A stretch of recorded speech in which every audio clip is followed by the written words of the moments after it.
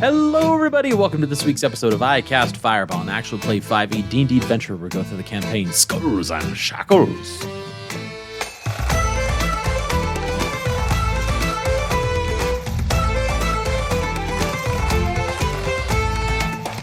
I am Thomas, your GM for this adventure, and around the table we have... Lieutenant Ignis Harkon.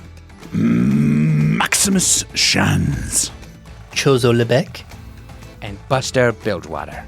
Before we recap, we need your questions for our next Word of Recall. We're going to be doing a Word of Recall. We'll take questions up to January 6th, 2026. Please email them to us at icastfireball2020@gmail.com or our Discord if you're a Patreon member. And of course, our socials. This is going to be episodes 49 through 59. So let us know what questions you have through this story arc. But let's get into this week's episode and its story arc. Our crew dealt with the ramifications after the Brine Banshee and the death of a crewmate.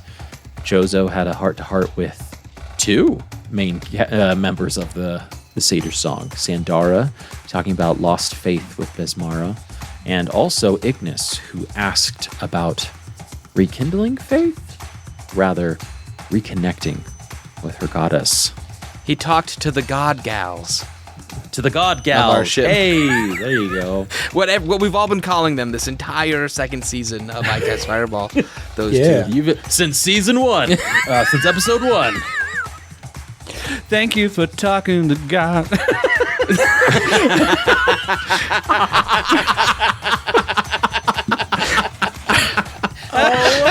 Oh my gosh. If we didn't all... Thomas, give that man inspiration.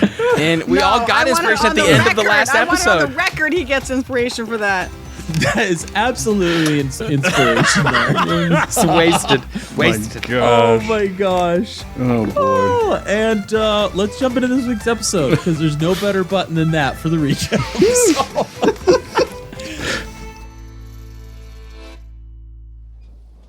As you all awake, some from the crow's nest, some from a very disturbed or rather restless night, swaying in the hammock, you are all come to, and Hanelius Fitch kind of like shakes you, Buster, and goes, Buster, Spell Pen Pete.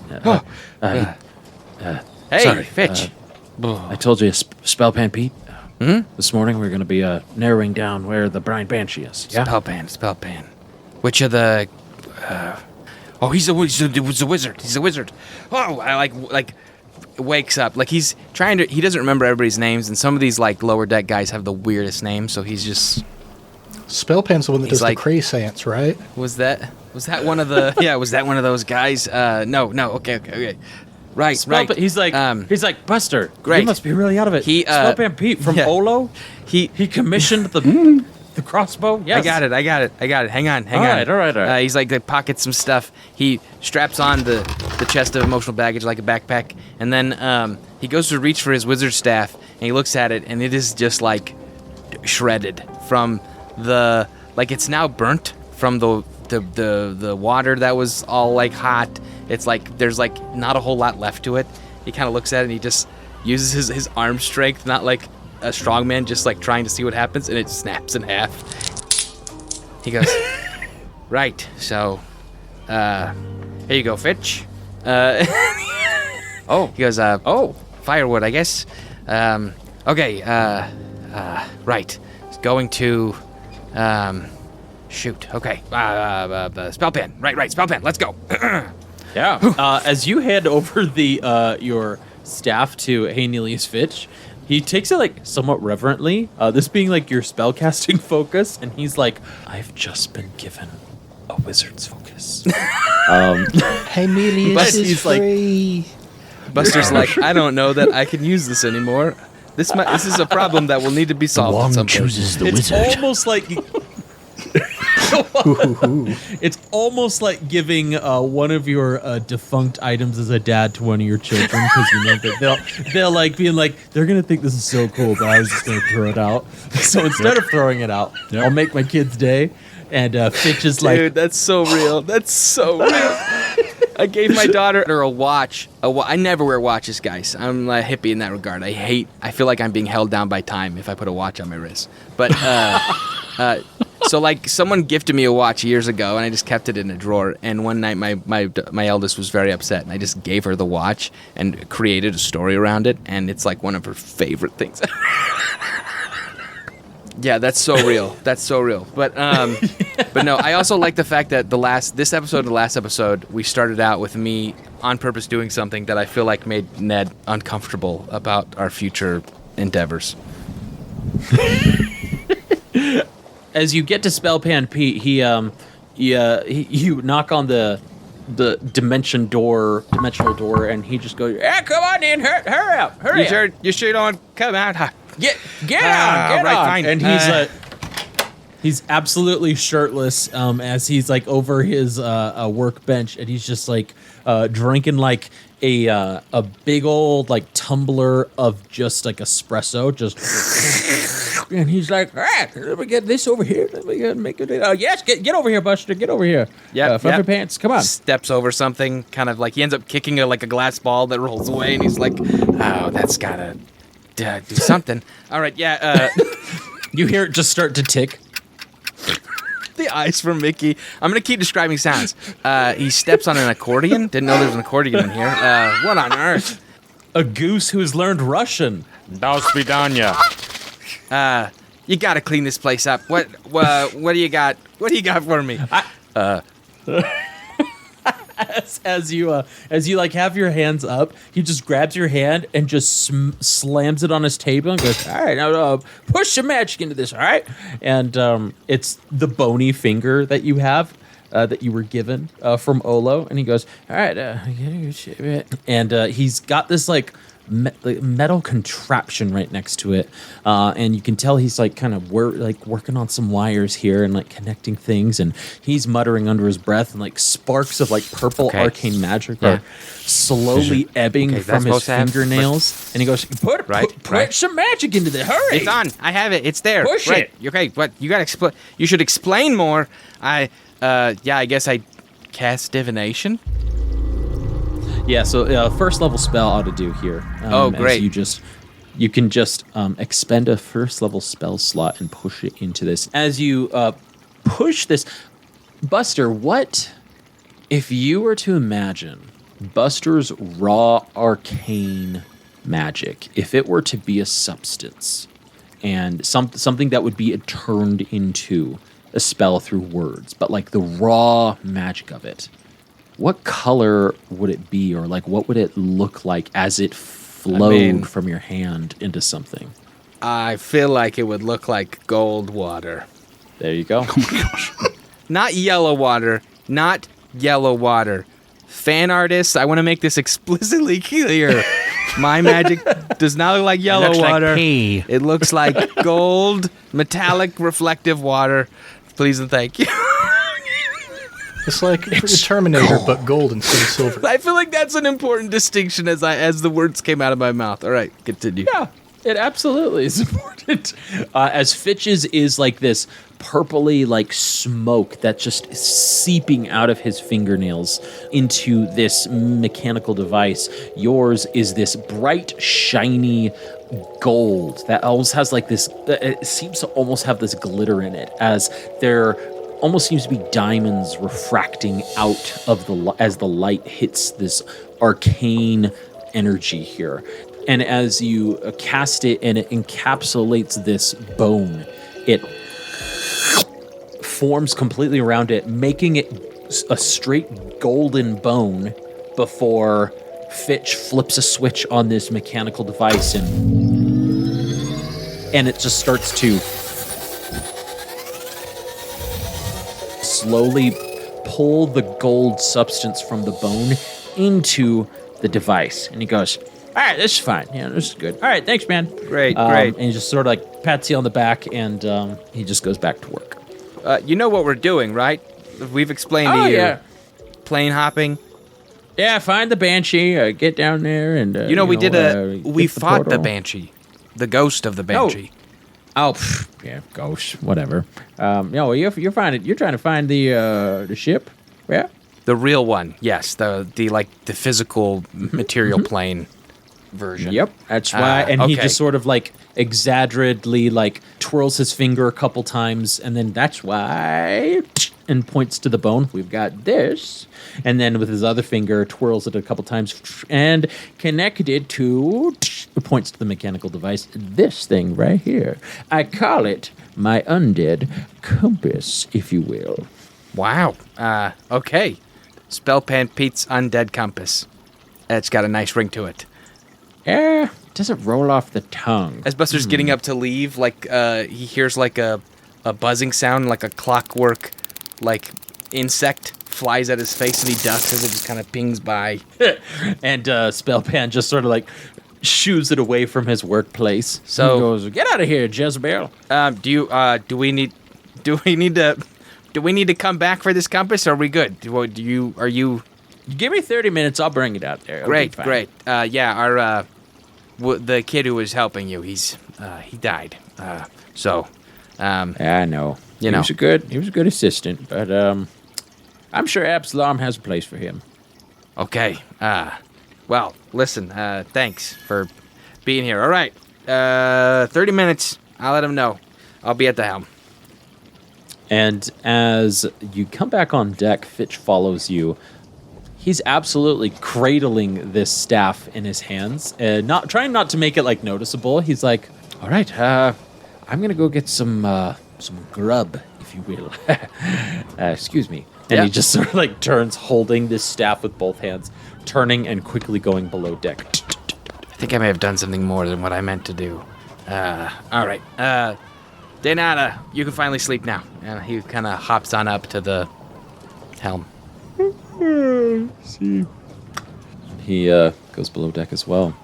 The four of you are on deck, and if there's nothing that you really wanted to accomplish before these 30 minutes, all four of you can be on deck as Fitch bursts out of his door. An explosion shoots him out onto Fitch deck. or... Oh, sorry. Spellpan Pete, thank you. As an explosion rockets Spellpan Pete out of his dimensional rift door onto the deck as he tumbles.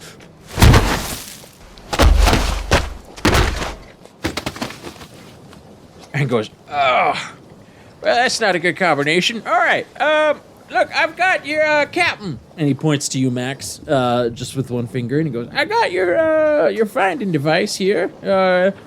You're wanting this, right?" Yes. Who are you? He throws it across the deck to you for you to catch. Okay. And he goes, "All right." That's Spellpan. He's our magic guy now. He's got the magic door. I've never met him. Okay, good to know. That's right, because you did not go to Oak. I haven't seen this guy before. It's good to know. How does it work? Well, you hold it, and as you go further down the ocean, it will point in the direction of where the dead person's body is. It's a compass, Max. That goes down. It followed true north for this compass is that dead person's body. Gotcha. So when we get to the above the dead person's body, is it just gonna like start spinning around or something? Well, you could spin around, and he like does an exaggerated movement and goes, "You're three-dimensional. You could spin around however you like, and it will point to the top, right?" I like to think one of the lower deck guys, he says you're three-dimensional, and they're like, "Oh my gosh, I am three-dimensional." Like it was like an actual lesson they learned from that. He's like, "What?" He goes and looks into the water at his reflection. All right. Oh, yeah. You could spin around in the water, and you can find and just follow the direction. It will ping you to the location, all right? Got it. All right. I got to go clean up a mess. I'll see you later.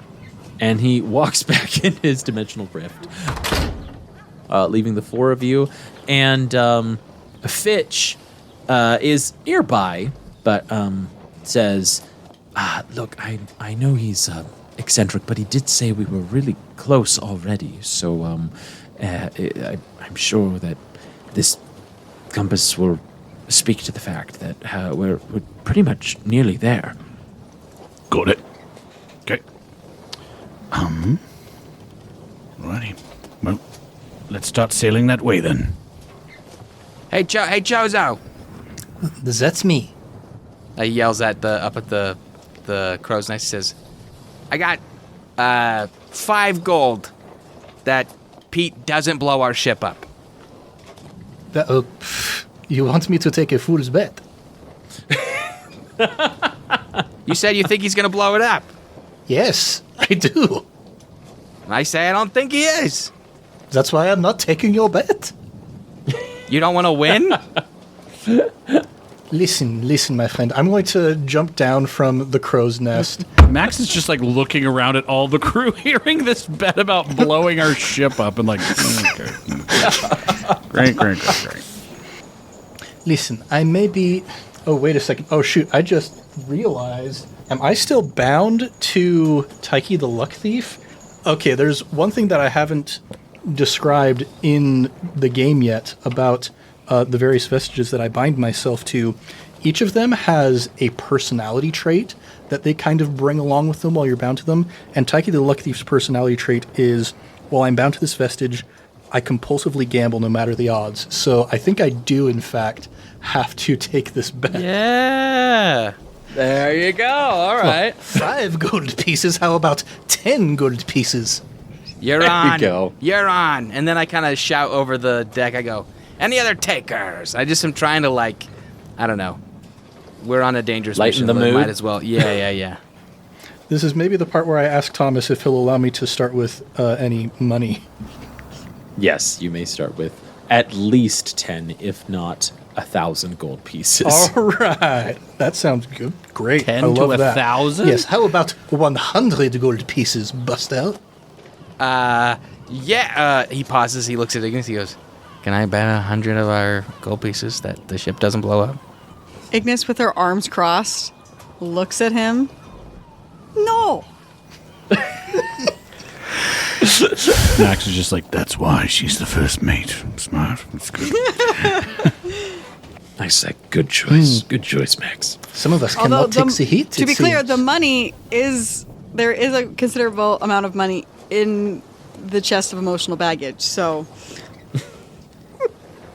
I just love that name. All right, Ignis, Captain. Deck's yours, I guess. Now, as this betting goes on, right? But I want to ask the players, what sort of preparation do you want to do before we actually get to this location, if any? Preparation? Oh boy, I'm going to spend some time just kind of like, not necessarily attuning because that is an actual mechanical term in D&D, but just like familiarizing myself with the energies of Tyche's totem specifically, because I'm trying to alter a planar crossing towards the first world. I want to have like as much of that kind of at the top of my soul as possible. Right. Yeah, that's fair. Max is going to, knowing that we're going underwater, it sounds like, he has to reluctantly take off the breastplate of water walking because we have to go under. And that sucks because that's going to really lower my AC. And he's going to put on his old, tried and true, covered in hides, studded leather armor. Nice. Okay. And that sucks. That sucks. This quest sucks, man. Ignis will spend some time praying at Rolterra's altar that she has in the captain's quarters with Zoul the trident across her lap. Very good. Oh, did you re-roll to see how many charges you got back on the trident? I think you only used 1 charge, right? Oh, no, you used 2. I used 2 charges. Ooh, let's see how many charges you get. I'm swapping out a couple prepared spells. 1 charge back. Your charge all the way back up for the trident? I only got 1 charge back. All right, so you have 2 of 3. Got it. And you're swapping out a couple spells. Good. Is there any sort of preparation you want to do with the portal in regards to the portal itself? Like things you want to bring down? I apologize, Mickey and Ignis. I forgot to mention. And audience, I apologize to you as well. remember how we ended the Brine Banshee and you were holding aloft your trident and the sword you took from the undead ghost? That sword did not dissipate. Ooh. Ooh.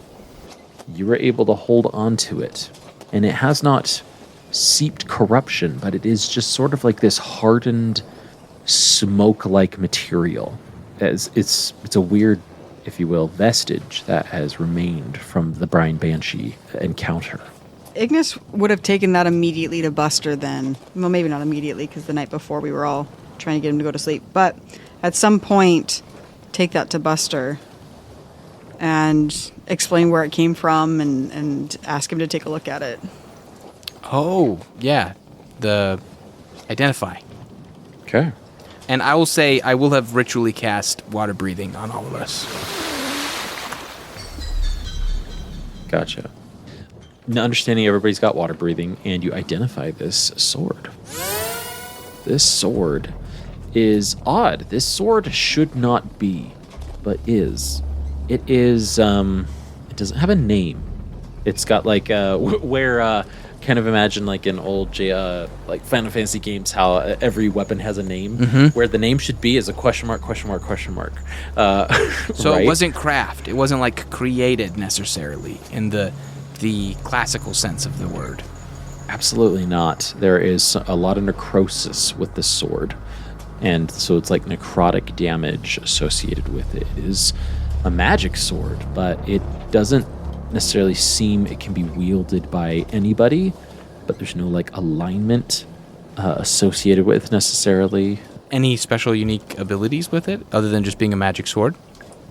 I mean, there are. You can essentially expend the essence of the sword to exert extra damage or influence upon the person you attack.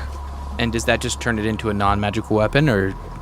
No, it just essentially reduces the weapon like its length. So it's a sword, right? It's a nice sword right now, but doing so might make it into a dagger eventually, right? Oh, like so it has a shelf life. It does have a shelf life if you use its abilities. The big thing that you gather from this, though, is there just seems to be a lot of raw energy, just sort of like pulsing from the sword as you identify it, and it's like it just emanates from it. It just like you exuded some raw arcane energy for the spell. This has raw, almost like dimensional energy. Ooh. Okay, so yeah, just pulsing from it. So then I'll wax a little bit if that's okay, because I say to Ignis. So okay. For whatever reason, the essence of magic across the realms can sometimes get, I don't know, align in a weird way and get caught. I don't know how, I don't know where it came from, but there's some like between the realms kind of stuff going on with this blade. It's like both here and not here, and it's both a sword and not a sword. And there's a lot of power in here, but I mean, the more you use it and the stronger it's wielded, the better chance there is it dissipates. That eventually you could use it up. But I mean, this is a great tool. As Buster specifically uses the word power, and a lot of power, you see a flash in Ignis's eyes as she's watching the sword, taking in the information of hunger. Like a desperate, just for a flash, a need to hold on to it and a desire to obtain it. And you see that she resists that impulse with great effort. And carefully, so as not to seem eager, she will reach out and take the sword back. So would you say it's equivalent to Bilbo seeing the ring in the Fellowship, but then you, instead of actually showing the you actually hold. That's a great comparison, Thomas. I like that a lot. As she takes it I'll take an inspiration. and holds it in her hands, she'll run her fingers along the blade as it is in the sunlight harder to see that green necrosis vapors almost coming off of it that you could see the night before. As she runs her fingers up and down, out of the corner of her eye, she sees Max doffing his armor and realizing that he's going to be going down there with less protection. Bet you won't. Bet you won't. Bet you what? Bet you won't what? What you won't what? She gonna stab him. I mean, this is the first captain Run him through? that Ignis has plotted against. Oh man. Bet you won't. That was such an incredible callback because that was the first time we used Bet You Won't in the podcast when Ignis was looking at Ataraxia. Ned, that is so funny. Oh, thank you. Oh man. Still, Inspiration. though, bet you won't. Oh man. Gosh, we're silly tonight. Okay, so as Ignis has the sword in her hands and she's watching Max take off the armor. I would like some privacy, please. No, I'm just joking. No. I'm teasing. It's a breastplate. As she walks away from Buster, she just over her shoulder, "Thank you, Buster." As she kind of almost in a trance, and you're like, I thought that was not a possessed thing, but maybe it is. And she'll approach Max as he's putting on his studded leather armor and doing up the laces in the front, and she'll point down, hit the sword into the deck of the ship, and take a step back from it. If we're going down into that water, you're going to need something that's going to protect you. Buster said this has, how did he put it, immense power. And I think that you should be the one to wield it. Why? Why? I mean, if you don't want it, and Ignis will reach forward for the hilt. No, that's not what I said. I said why. As her hand hovers above the hilt, because she was going to take it back, she says,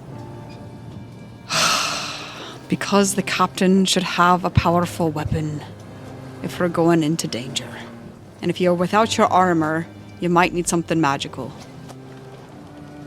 And Ataraxia, when he gave me Zoul, said that the powerful weapon should go to the strongest. And right now, that's you.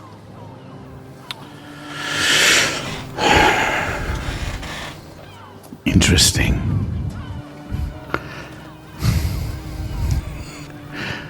Max will reach out and take it out of the floor. With your passive perception, you see that there is no sword indent left in the boards. Ooh. Buster was literally preparing to run over there and cast Mend on the wooden plank.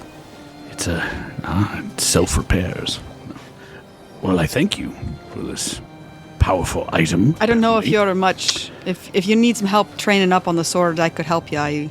I used to train cadets in it, but I thought at least having something on you might help down there. Something planar was the word he used. If we're going to be going between planes, maybe that will help guide us. Do you want it? As she looks up and meets his eyes, you can see she really does. But she just remains silent, yeah. Interesting. I'll make you a deal.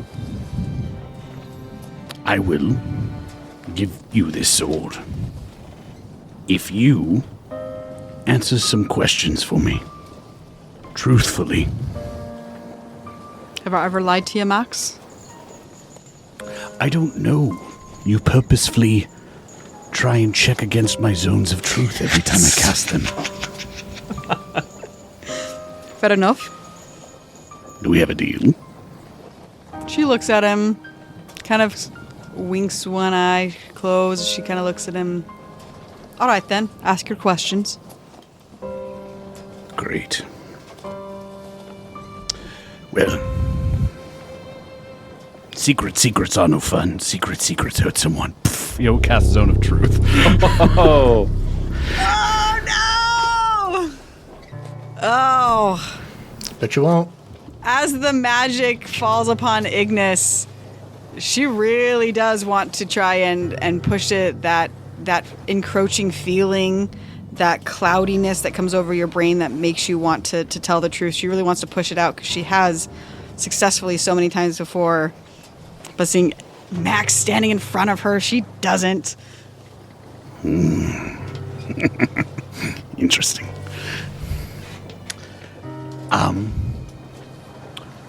First question. Why do you want the sword? Her jaw tenses as she tries not, and she'll speak kind of through her teeth. I'm going to say it clearly because we're on a podcast, but it is like clearly through her teeth of like, because it's powerful. What would you intend to do with it? What anybody does with a weapon. Kill my enemies. Those that stand in opposition to our mission. To our mission? Or to your beliefs? That are the same thing. And what happens when they're not? I don't know what she would say truthfully here. Because... Well, you have to be truthful. I guess. Yeah, exactly. But that's what I'm trying to like think like radical truth. What Ignis would say. And I really think that she believes they're the same. That in the end, her mission and her beliefs are in concert with each other. And I think she doesn't know what she would do. So as she's almost struggling against the spell, she honestly will say, I don't know. Because she doesn't. It's never happened to me before. Ignis. And he will actually take down Zone of Truth. Do you love this ship and this crew? She looks at him in a way that they both can feel the weight of that question because they know what that really does, what he's really asking, knowing their history and all the conversations that they've had while they were learning Aquan and Celestial and all the conversations. And even though Zone of Truth is not up, he recognizes, because he speaks empathy better than she does, that this is radical honesty when she says, I don't know, but I want to. Fair enough. Ignis, this is something I believe, so take it however you will. But being a leader doesn't mean you're the strongest.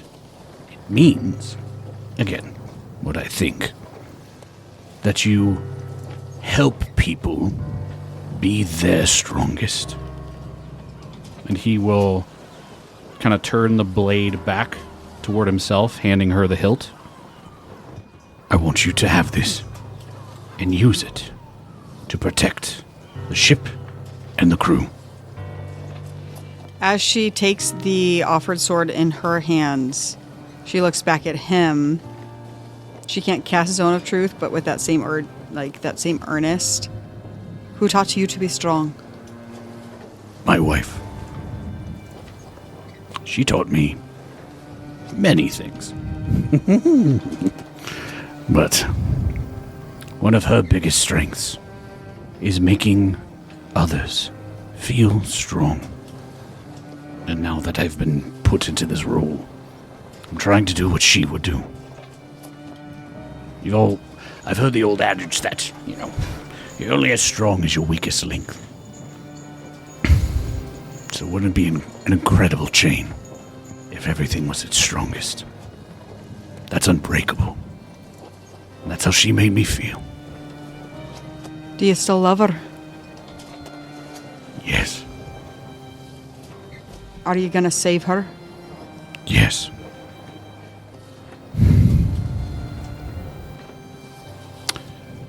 Do you love her even if that means sacrificing the crew? I think that would be a selfish love. That wouldn't be my love for her. That would be my desperate need. If it came to that, one, knowing her, she wouldn't have me make that choice. And then two, if I had to make that choice, I would do what she wanted, not what I did. Even though that would break me. This is another conversation that Ignis finds herself really struggling to, genuinely trying to understand human or mortal emotion. Obviously, we're not all human. To understand mortal emotion and this concept of love.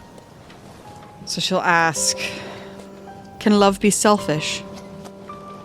You said it would be a selfish love. Can love be selfish? Is that really love, then? I don't suppose it is. Love isn't taking things away from others in order to have it. It's giving up all of yourself. If I loved my wife and I gave up the crew, betrayed the ship, killed innocents for it, then I would lose the very thing I sought. Her love. Because she loves life and freedom. And it would spit upon everything she does to do that. Love is giving up what you want to make someone else happy. She looks very confused when she says that. I'm not very good at explaining it, apparently. I think it's being willing to. But if it's true love, then it's the other way around, where it's given back to you. That same feeling and that same want and desire to provide, to help, to uplift the other. And if it's not, then it's not really love. It's just fascination or obsession or manipulation. Ignis gets a faraway look as she looks out. She'll look out at the water and she gets this, she's like staring into middle distance. She's clearly not looking at the water as your words really do impact her. And you find yourself wondering, what are you really talking about right now? That maybe we've moved into a conversation that's more. And Ignis then will look back at Max and say, well then maybe I do love this crew. If that's really what love is. It's not what I thought it was before. Was that it? Was that the question that you wanted? Well, did I answer it? Yes, you did. I appreciate it. A deal's a deal. Sword is yours. She'll lift it up under her, across her shoulders. Just thank you, Captain. Good luck down there. And it's at this time that the compass starts to, You as well, Lieutenant. and just starts buzzing in your hands, and like starts almost like pulling a little bit down, like into the ship itself, like the deck itself, indicating that you've arrived. Max will gather the captain's council, lead them onto the deck, kind of letting them know, like, hey, we're here. Let's gear up, move it on out. And as he's up on the deck, Zendara, Hi. we're gonna go. We're going into the water. We'll be back, hopefully, with our captain. Hi there, Captain. I turn the ship's control over to you. I'll be making sure she stands tall and ready, proud as when you took Captain, and ready for Ataraxia's return. He'll also, like, because it's very, like, showy the way he's doing it. Like, oh, I'm handing it over so the whole crew knows this is who to listen to now. He'll also, like, step up in as much as he can in his big old dragonborn mouth. Whisper. By the way, thank you for what you did back for us at Olo. Your sacrifices don't go unnoticed. And I hope we can repay you in the future. She breathes in sharply. Thank you, Captain. She quickly turns away and yells to the rest of the crew that's on the deck and say, all right, you lots, salute off! And they each, with one hand, they bring it up to their chest and they just give satyr horns, all of them almost in unison as if it were a salute. Satyr horns to the four of you. And one in the back yells, you go get our captain back, all right? All right. Yep, that's the plan. If you guys die, I'll kill you all. What we're gonna do. And the joke falls flat on him. But Fitch just kind of goes, ah! Because we'll be dead.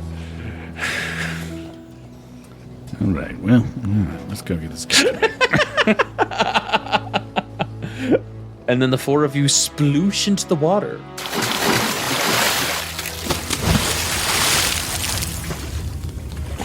This is very clear ocean. And each of you can see quite well, actually. The sun is shining. It is bright out. And sure enough, down below, only about 60 feet to the bottom of the ocean, you start swimming. And you start to see a ship on the bottom of the sea. However, it's not fully what you were expecting, because it's half a ship. Looks like the bow of the ship. The Brine Banshee must have been broken off during some whatever the events were that led it to the bottom of the ocean. The stern was broken off from this portion, but the bow is down below. It is resting on the ocean bottom here as you continue to swim. Who's leading the swim? Is it Max? Is it someone else? Max shall lead the swim with the finger. Does Chozo have dark vision? That is a good question. Let me check that real quick. While Ned's checking that, Buster, taking up probably the back or the middle, is going to cast a spell. And this is a new one here. He goes, he's kind of trusting on the rhyming because he doesn't have his focus. So he doesn't know if this will work or not. So I leave it to you, Thomas. But he kind of fingers his scarf a little bit, and he goes, "Gazing less, I dare to peek. Answering less, I question seek. For weal or woe, I dare to see. Through omen's eye and augury." Ooh. And you receive an omen from an otherworldly entity about the result of a course of action that you plan to take within the next 30 minutes. The DM chooses the omen from the omen table, and it's weal and woe, or indifference. The spell does not account for circumstances, such as other spells, and if you cast it too much, it gets less reliable. Wow, I have never heard of this spell. This is awesome. Divination magic. Look at that. Flavor-wise, the components here can be sticks, bones, or tokens worth at least 25 gold pieces as you cast this. So, Josh, let's mark 25 gold pieces off of your inventory or the group or whatever it may be. But we can even say that I know it wasn't actually gold, but you dealing with the bone earlier today and infusing your magic into it, almost like imprinting this bone in this specific instance to cast augury. We are going to, and I get to choose. And I mean, my hope is that Ghost Ray is the entity that I can connect with to get an omen of, but... Just rereading the description here again. There you go. But it is for weal or woe, so come what may. I just want to know if things are going to be all right. Just trying to get an idea of what's coming, because my divinations for the day are crud. Your vision rolls in the back of your head while you swim, and this happens in an instant. So you're not sitting in the middle of the ocean while this happens, but as you're swimming, Buster, to you the transition between you swimming and your vision is seamless, because one moment you're swimming down to the bottom of the ocean, and the next you blink and you're swimming in the vastness of just this vast, ongoing expanse of water. Oh, it worked. And you're looking around, and it does take you out. You can hear yourself talk. You can again breathe the water, and you feel this disturbance in like the water nearby, and as you do, you look down and you just see this dark form move up towards you. It looks like it's going to the sky, but there is no sky, but it's coming towards you. And as you see it come up, you're like, okay, they're gonna come talk to me. Oh boy, that's getting bigger. And it's getting very big. And to the point where you start swimming back. And this ginormous tentacled creature swims by you, and it displaces you as if you were displaced by a massive boat's propellers, thrusting you about in its own current as it displaces the water. You try your best not to touch it, but as you do accidentally put your hand on one of its tentacles, the form slows and the tentacles outstretch as you see this kraken look to you. Feels like whoa. Feels like a little bit like whoa. This gigantic eye just looks to you, and as you stare at it for but a moment, its underside opens to where its beak starts to open and then snaps over your form and engulfs you in this darkness before you snap back to and it's an instant for you, but you're and then you're back, and everyone else is just swimming down. Okay, you got this, Buster. Oh, we gotta get the kid back. Yeah, I keep going, just keeping that in my mind. Excellent. The Brine Banshee upon the ocean floor looks to be not disturbed, but Max. Max is going to cast Aid real quick. Aid. Yep. He's going to do that on level 3, and it's on 3 creatures, so he's going to ignore Ignis. No, he's not. He's going to, he's going to practice what he preaches. He's going to make others strong, and so he will not cast it on himself. He'll cast it on the 3 others, giving them 10 hit points for 8 hours. Nice. Permanent upgrade of 10 hit points for 8 hours. Nice. Very good. The 4 of you finally get to the bottom of the sea here, 60 feet down from the surface. And the pressure is, I would say a little uncomfortable. Not overly uncomfortable, though. And it's not overly cold as the sun is. It is chilly, but there is sunlight that streams down here. It's not thoroughly displaced by the immense amount of water above you. Now, this portion of the Brine Banshee is just really the main portion of the deck. The forecastle is what my book is telling me. And we've seen this before, technically. Yes, this is a familiar ship. We've been here. Just fought it, right?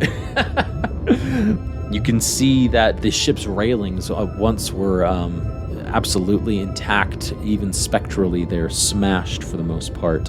And that there's a anchor chain that is rusted and that hangs from the battered capstan that trails down and is buried in the sand. The foremast is snapped 20 feet above from the current deck. This is the first look you have into the Brine Banshee. Now, there are some openings where you can go on deck, and just like any sunken vessel, you might be able to do some exploration. Now, is there a particular thing you're looking for, or forward we go into the exploration of the bow of the ship? I'm just following the finger. Tally ho. For what it's worth, gang, I got a bad feeling about this. As you say, underwater. As this bad feeling is being shared by Buster, with no other option but to find this portal and to traverse the interdimensional planes. That is where we're going to end our episode of I Cast Fireball.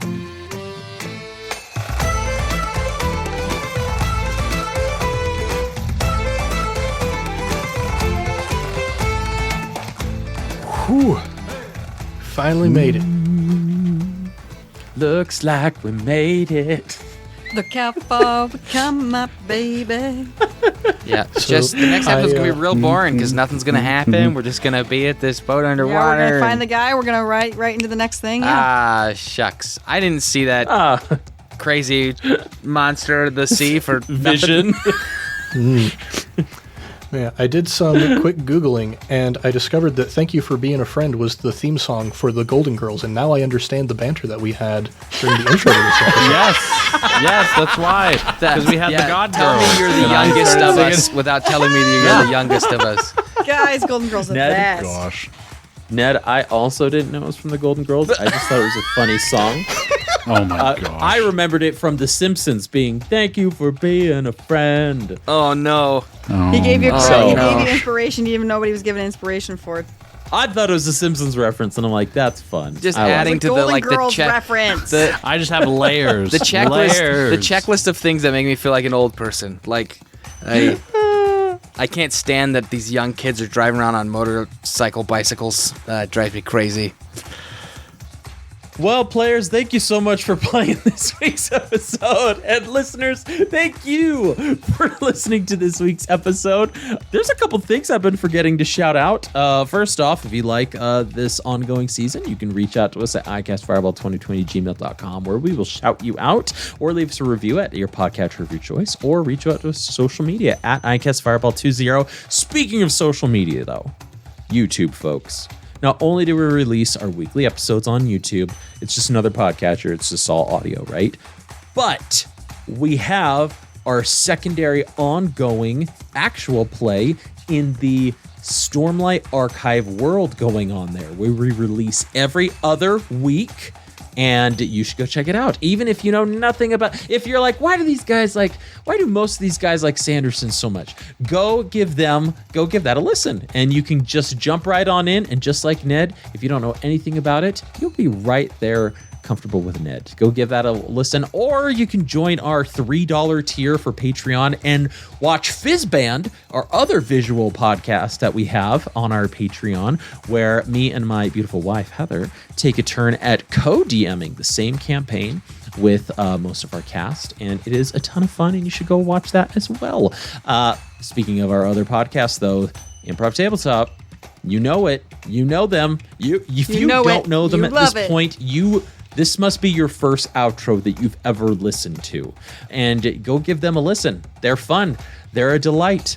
And don't forget to leave them a 5-star review on the way out. Lastly, don't forget to like, subscribe, and share with your friends and fellow wacky adventurers. But until next time, I'm Thomas, your DM, and around the table we have Lieutenant Ignis Harkon.